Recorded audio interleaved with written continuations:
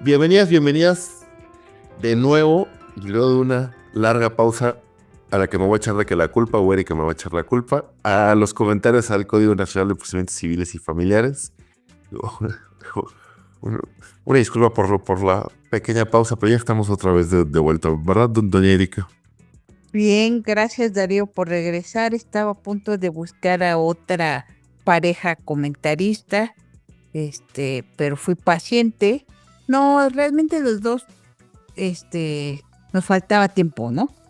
Y además, tiempo hay que tener ganas de hacer las cosas y salen mejor. Entonces, Sí, ya estamos. Eso es importante, Darío. vamos a regresar por los siguientes 1000 capítulos que nos faltan del Código Nacional. El tiempo es lo escaso, pero nosotros tenemos ganas de seguir con esto, Darío, y además parece que a la gente le gusta lo que hacemos. Hasta eso, sí, en estos meses, cada cierto tiempo alguien aparece a decir, oye, escuché tal cosa, entonces esperemos que siga construyendo un poquito ahí a la generación de dudas y facilitar los problemas que enfrenten en la aplicación del código, ¿no? Claro. Pero bueno, Eric, ¿Recuerdas dónde nos quedamos, Darío?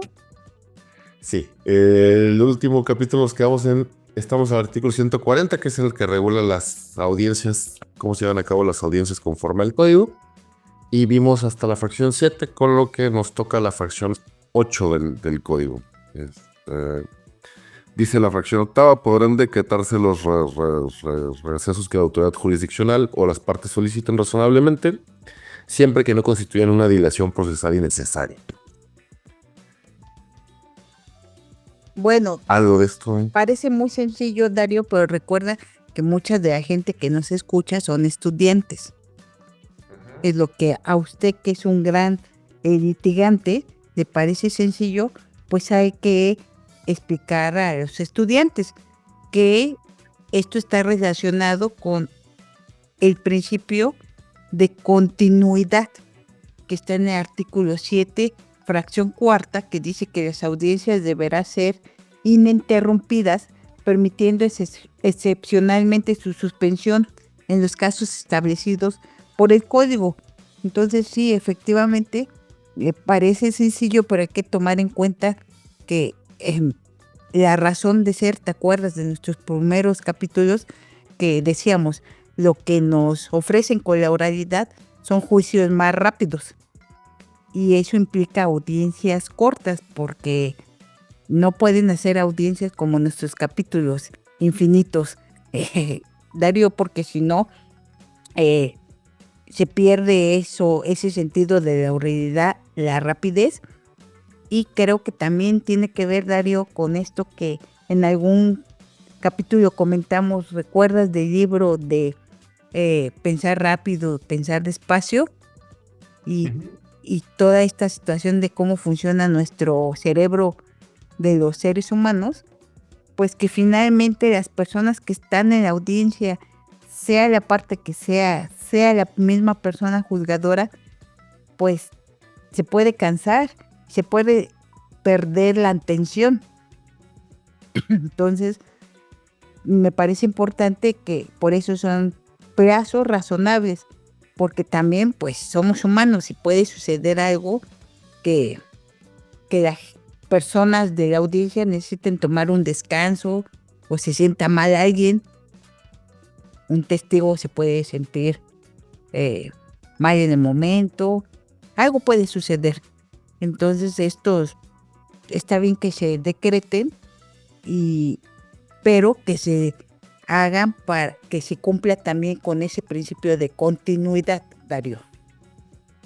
Y yo creo, y bueno, usted que tiene mucho más experiencia en el tema de audiencias, o sea, acá creo que el equilibrio interesante aparece con las potestades de dirección de los jueces, porque sí ha pasado, sobre todo en la experiencia que hay en familiar o los civiles orales, los acuerdos de las partes para diferir audiencias, que termine siendo un obstáculo para el avance del proceso. Creo que la redacción está bien en el sentido de que, bueno, permite que se haga petición de las partes, pero que siempre y cuando no constituye una dilación procesal innecesaria. Creo que ahí también es el espacio para permitir que haya mediación, acuerdos, etcétera, en el marco del proceso, pero también donde una juez debe de tomar decisiones como para que esto no se vuelva un obstáculo para avanzar. Ahí supongo que hay temas administrativos como gestión de agenda, señalamiento de audiencias y todas estas cosas. Entonces también hay una parte ya administrativa importante para la operación de esto, pero para el razonamiento de por qué está ahí, entiendo que me parece más complicado implementarlo, que son habilidades complejas de gestión de un tribunal. Exacto, Darío. Pues, si quieres, ya nos vamos a la fracción 9. Sí, y yo creía que íbamos a avanzar rápido el día de hoy, pero ya vi que esta fracción va a ser una discusión. Si quiere la leo muy rápidamente. ¿Qué me lee la mente, Darío? Pues no sé si legalmente yo voy a empezar con las objeciones. No, pero dice, Bueno, está bien. la fracción 9 dice que la autoridad jurisdiccional señalará el orden del desahogo de las pruebas. Dice, atendiendo a la propuesta de las partes. Ahí hay una cosa interesante.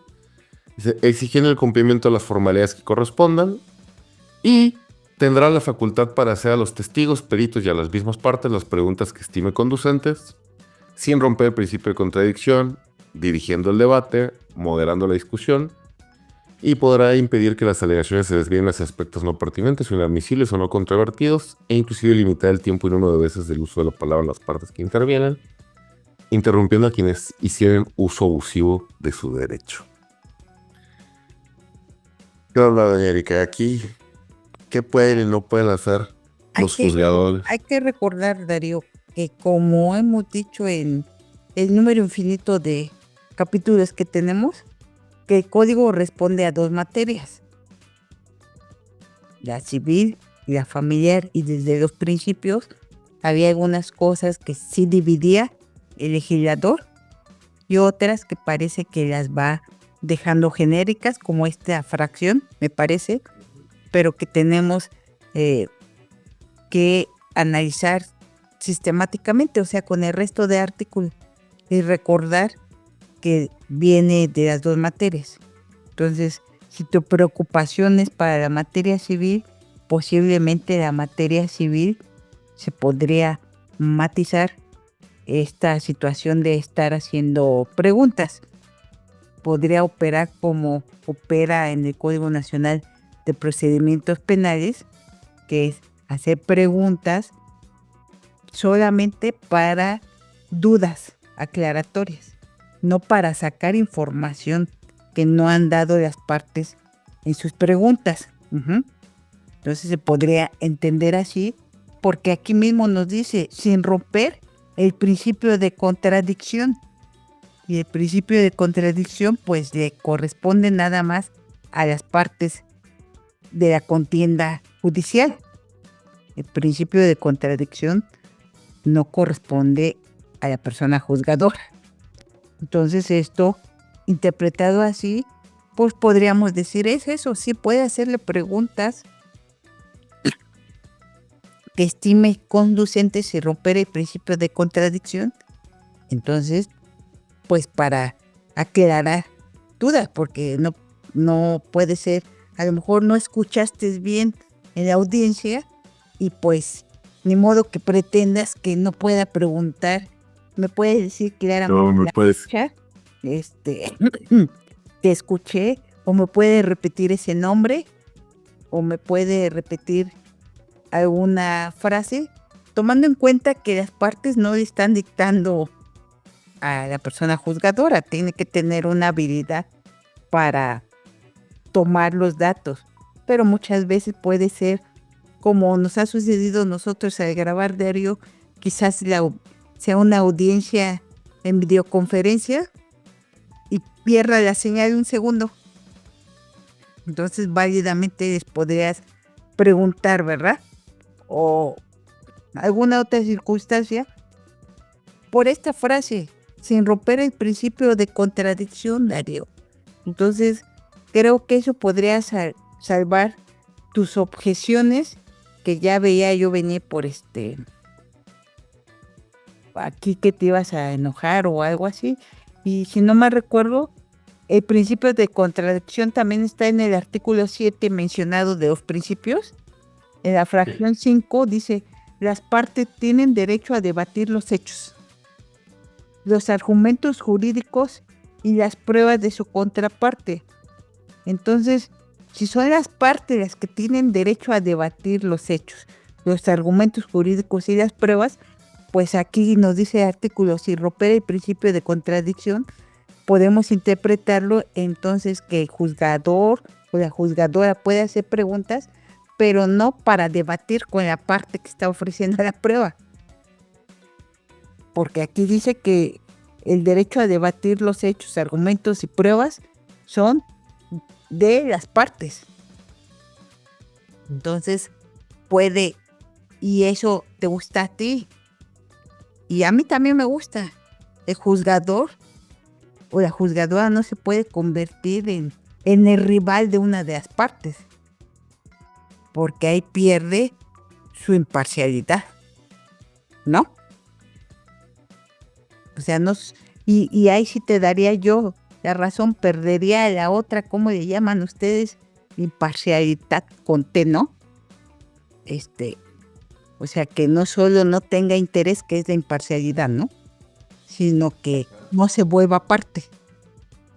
Entonces creo que no lo hizo tan mal el legislador, siempre y cuando no lo leamos aisladamente.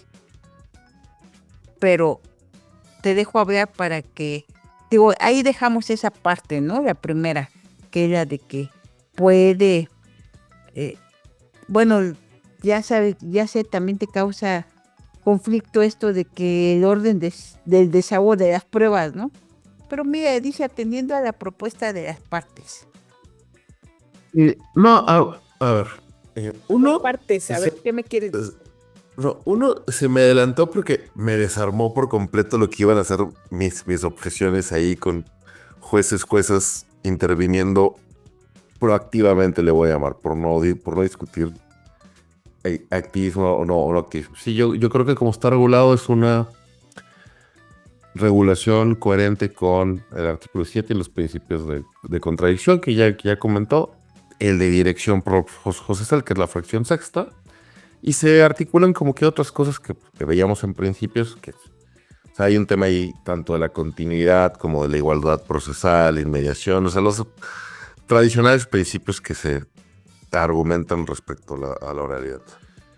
Yo quizá en relación a lo que dijo, me quedaría más bien con la duda si esta es una norma pensada más desde el enfoque del proceso general civil, y si más bien esta regla cambia cuando tenemos el proceso, el familiar, que involucre NNAs o que es donde tendremos un juzgadora más activo, y entonces constituya este artículo un límite, o por el contrario es una regla que no se va a aplicar tanto y el juzgador pueda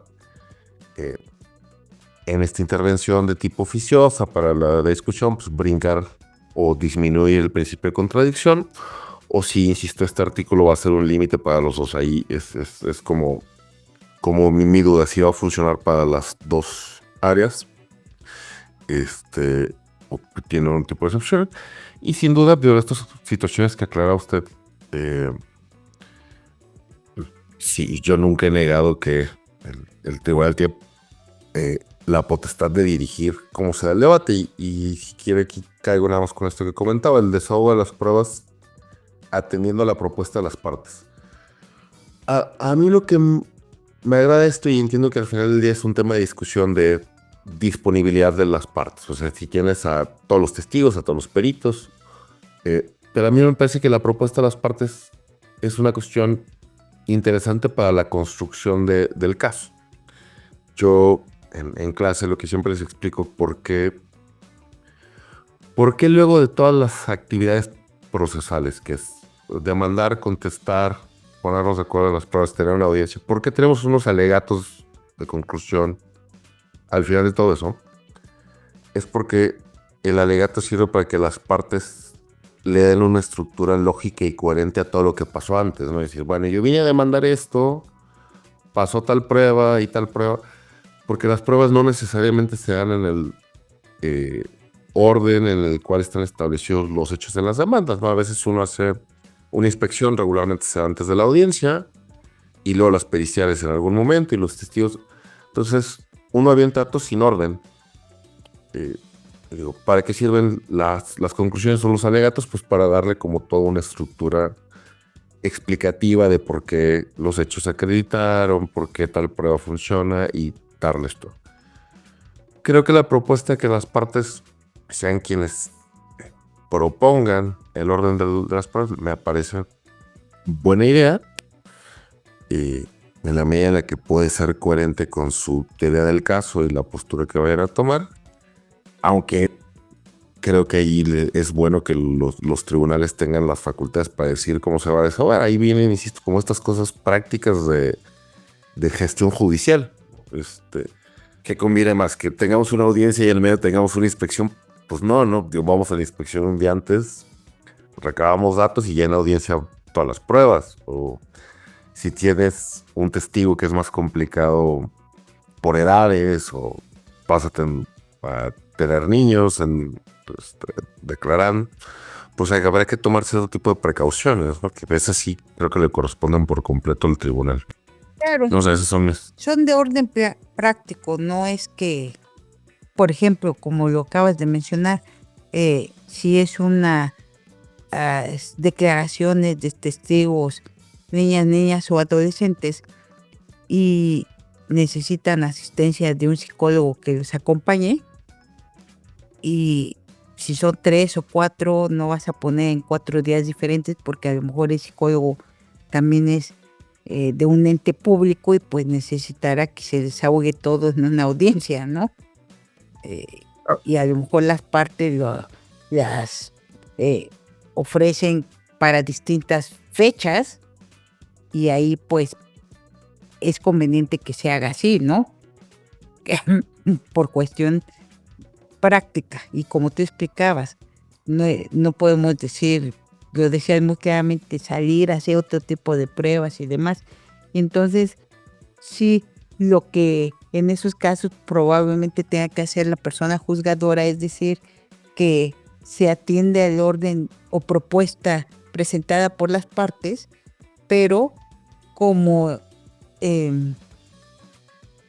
tiene que cumplir también formalidades que correspondan y cuestiones de orden, pues puede proponerles, claro, no de manera impositiva, sino explicarles a las partes que conviene que si ya está citado, por ejemplo, niños y adolescentes para tal fecha y por algo se tienen que mover, será que tienen que mover a todos, porque va a estar, en el ejemplo que digo, una psicóloga asistiéndolos.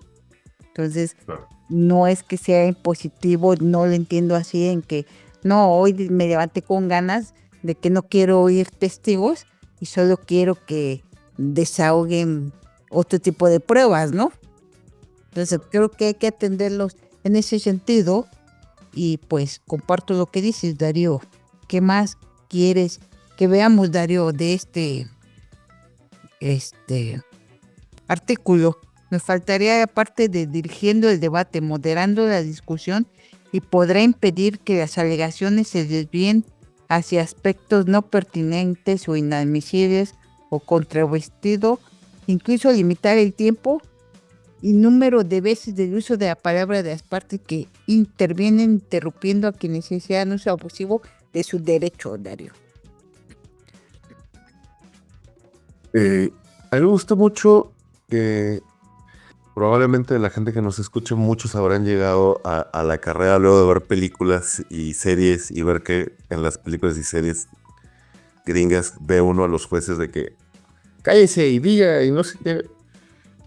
Cosa que era totalmente ajeno a nuestra realidad hace 20 años, ¿no?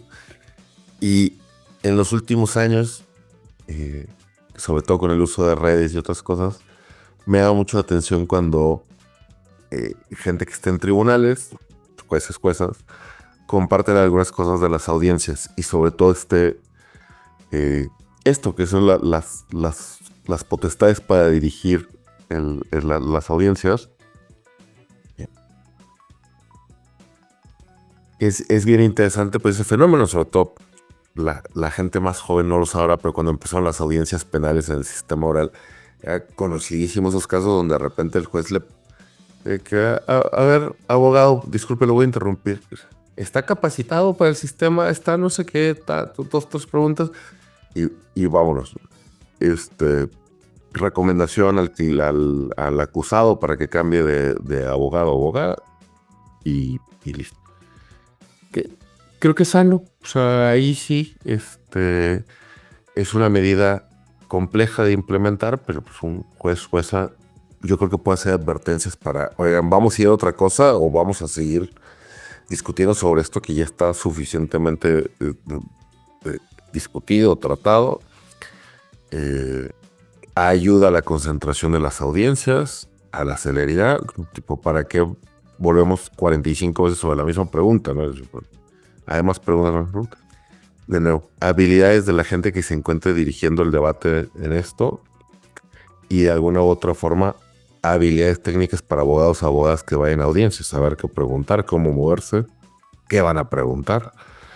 No sé, va a decir, creo que esto es la parte de las habilidades del litigio de las que habla tanta gente en los cursos y estas cosas. No sé cómo lo ven en potestades o alguna... Bueno, yo quisiera aclarar, Darío, que tampoco es como en las películas, no le va a decir una persona juzgadora a una parte, cállese, no sería correcto, Darío. Eso pasa Y sí. en las películas.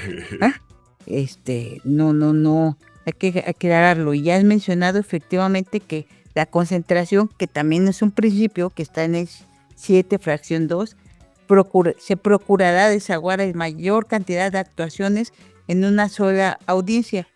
Y sí, nos dice Darío, está muy bien que le digan a las partes que se detengan y demás, pero a lo mejor también hay que tomar en cuenta, Darío, que las partes no solo son los expertos en derecho, o sea, el abogado de la persona demandada o demandante, también las propias partes que quisieran intervenir. Y hay que recordar que las partes, pues, generalmente no van a ser expertas en derecho, no tendrán experiencia en enfrentarse a un tribunal y pues es natural que las partes quieran intervenir, pero también esa parte de las habilidades de la persona juzgadora, que insisto, subrayo, no es cállese, jamás se le podría decir eso a una parte, pero sí quizás hasta en algún tipo de audiencias decirle que antes de que continúe, mejor sea asesorado por su defensa, porque puede hasta decir algo que no convenga. Entonces, decirle, usted tiene sí su derecho, pero quizás moderar o explicarles, ¿no? O muchas otras cosas, como tú bien dices, que tienen que ver con el orden, como veíamos, ¿no? El orden que lleva una audiencia, lleva un orden lógico, procesal, y pues posiblemente también habrá que decirle a las partes que esa situación de la cual está hablando no es el tema de ese momento de la audiencia, porque si no, insisto, por orden, pues es para que se puedan ir tomando decisiones, porque el juzgador puede ir tomando decisiones en cada una de esas etapas de una misma audiencia, que no es la decisión final del juicio, pero decisiones de cuestiones que se van presentando, pues tiene que ser de manera ordenada. Entonces, básicamente es para eso, y lo que bien decías, para evitar audiencias que entonces resten el valor de la oralidad, que es juicio rápido, ¿no, Darío? Y entonces, en ese sentido, por eso se dice aquí, interrumpiendo a quienes hicieran uso abusivo de su derecho. Pero, pues eso sí, esa última parte, uso abusivo, es como todo, que pues se puede tornar subjetivo, ¿no? Para la parte, puede ser que no sea un uso abusivo porque desea expresar todo lo que corresponde y a lo mejor tiene que ver, insisto, con la parte material, ¿sí? No con los abogados. Y entonces también quizás, imagínate, daría lugar esto a reposiciones, a que no dejaste a la parte ejercer su derecho de contradicción plenamente. Y te digo, no dejaste porque tú vienes y dices, es que es lo que las películas, cállese, ¿no? Y hasta me recordaste a Bob Esponja, que ahora hay muchos memes ahí de Bob Esponja en las audiencias. Entonces ya me imaginé a Darío Bob Esponja, usted cállese, ¿no? Entonces yo creo que, insisto, tiene que ver con la experiencia que se va a ir tomando de la persona que ejerza el cargo de juzgador o juzgadora, de cuándo saber que está haciendo un uso abusivo, ¿no? Por supuesto, y entrecomillado, y voy a poner un ejemplo. Todos hemos visto la película de Ahí está el detalle de Cantinflas, ¿no? Que es un juicio oral, y entonces que Cantinflas se pone a hablar de otras cosas que no vienen al caso, ¿verdad? Y ahí lo detienen. Pues sí, ahí evidentemente sería un uso abusivo de su derecho a manifestarse y a defenderse, ¿no? Si se ponen a hablar de otras cosas, pero insisto, habrá otras que pueden ser muy largas. ¿Y a qué voy con esto, Darío? Que a los abogados de las partes sí les podemos exigir que sepan estas expresiones técnicas, y como tú le llamas, de técnicas de litigación, que sepan expresarse concretamente y demás. Pero si la parte material, la persona demandada o demandante quiere hacer una intervención y quiere decir algo, tendríamos que obligarlo a callar y que solo pueda hablar mediante su defensa, o tendríamos que tener un poco más de tolerancia a la manera de que nos expresa las cosas y no exigirle que a lo mejor el término jurídico que tú y yo conocemos nos lo exprese en 5 frases, una o en 2 oraciones, lo que nos expresará en su lenguaje común y corriente. Es a lo que me refiero, ¿no, Darío? O sea, sí entiendo lo que me quieres decir, pero también hay que tener consideraciones, ¿no? No, creo que es un gran punto porque realmente sí, yo estaba pensando o vengo pensando que la implementación de un código así, y es error en cómo me está acercando al tema, es pensar que debería de dirigirse a cierta tecnificación de las audiencias, pero no, o sea, es cierto que las partes pueden intervenir directamente, y que en la práctica, y sobre todo en temas familiares, muchas veces existe la necesidad de la intervención, ¿no? Indudablemente es un contexto en el que la participación de las partes es... No sé si va a ser necesaria, pero son casos donde normalmente quieren escuchar escuchar su voz, y que los tribunales las escuchen, ¿no? Entonces, claro, creo que ahí requiere sensibilización de quienes estén sentados en el tribunal, como diligencia, como para dirigir esto, porque justo a mí lo único que me preocupa de una intervención directa de las partes es justo las intervenciones que pudieran terminar resultando en afectaciones a su postura en juicio, considerando que pueden intervenir directamente y que les pueden preguntar cosas directamente. Es como la única... Pero ya quedamos que les podrían preguntar cosas aclaratorias, quizás. Y dos, insisto, pues sí se le podría decir por parte de la persona que dirige el debate, que es quien juzga, Claro, que tenga, consulte primero. ojo, no es cállese de ningún modo, sino, por favor, se podría detener porque esto lo tiene que consultar con su abogado. Asesor. Exacto, pero pues es que también escuchándote esto, pues me quedo pensando y entonces ahí que podrían decir que indebidamente intervino la persona juzgadora en pedirle que no siguiera la parte cuando la otra parte estaba así casi que lo diga. A punto de declarar todo. No lo sé, porque puede suceder, ¿no, Darío? Por estas Sí. situaciones, pero a lo mejor ahora que insisto, todo estos artículos y todo el código lo hemos venido repitiendo, tendrá que ver en qué materia estamos, ¿no? Claro. Pero bueno, está bien, Darío.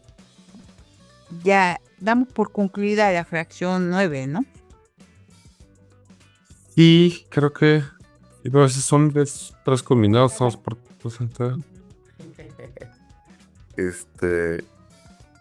Sí. No, al final nada más somos eso. Creo que también estaba de acuerdo con lo que comentó usted de cuándo y cómo se mide el uso abusivo del derecho. Pues habrá que ver las circunstancias. Yo nada más por la duda que planteo de llegaría a dar lugar a una eventual reposición del procedimiento, el hecho de que en algún momento se haya limitado esto. Me parece que son esos casos donde si uno alega que no se le violó el derecho en el proceso porque se limitó indebidamente, creo que es esos casos donde habría que justificar por qué esa limitación fue ilegal, porque no hay ejercicio abusivo, como transmitir en la apelación, quizá, bueno, que en efecto esa limitación en algún momento tuvo una trascendencia que impidió el debido ejercicio del derecho de defensa de a quien le hayan, en su caso, interrumpido por A, B, C y D, y aportar razonamientos mínimos que expliquen cómo se podría haber llegado a un resultado distinto. Creo que ahí, para efectos de la discusión sobre si habría una reposición o no, creo que sí, si se viola, en algún momento debería dar lugar a la repetición, pero nada más como me da la impresión que es uno de estos casos donde no basta nada más manifestar que se afectó, sino habría que justificar de qué forma la limitación constituye una ilegalidad porque afecta el ejercicio del derecho de defensa que no estaba siendo ejercido abusivamente. Claro. A ver cómo les va las segundas instancias para resolver esas cosas. Pero... Sí, pero bueno, pues son cosas que tendrá que ir sucediendo con el ejercicio de este nuevo código. No, yo con esa fracción ya no tendría nada más. No sé si hay alguna cosa que nos quede pendiente de ella. No, de esa fracción nada. Y pues no sé, Darío, si nos seguimos y eso, porque si no va a quedar un super capítulo T, ¿no? Sí, yo creo que le podemos pagar porque ya andamos por los 33 minutos. Uh-huh. Para que vean que volvimos con ganas, ¿no? Claro. Bueno, no, pues entonces aquí paremos de Erika, si le parece. Claro, gracias, Darío. Gracias a usted, buenas noches. Saludos a todos, todas. Hasta luego.